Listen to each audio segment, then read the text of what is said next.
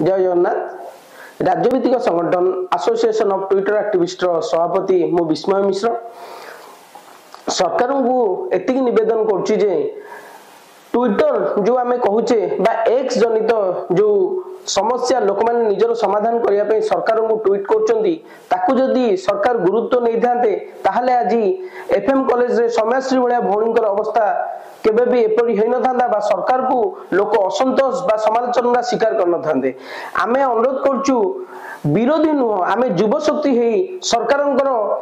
निकटतर होबाकू चाहूछु एवं जो समस्या आछि नेता मंत्री माने ताकू गुरुत्व प्रदान करंतु एवं ताकू जो अधिकारी माने एड़ाई देउचंदी कहारो सेति पई निघा रहुनी से माने केमतिका जत्नवान हेबे एवं प्रत्येकटी समस्या को तृणमूल स्तर नै कि केमतिया समाधान करिवे सेति पई मुख्यमंत्रींकर निश्चित भाव अवदान दरकार। तेणु आम समस्ते बर्तमान एकाठी होइछु आमे चाहूछु मुख्यमंत्री तांकर बहुमूल्य समय आमको मात्र 5 मिनिट दियंतु जे सरकार जो बर्तमान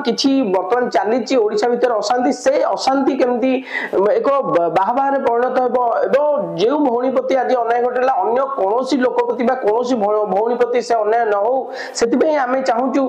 जे समस्या केमितिया तार समाधान हेबो तार एक सरल उपाय ट्वीट माध्यम रे हेइ परिबो एवं जो सरकार चाहूचंदी लोकंकर समस्या पई करूचंदी हमरो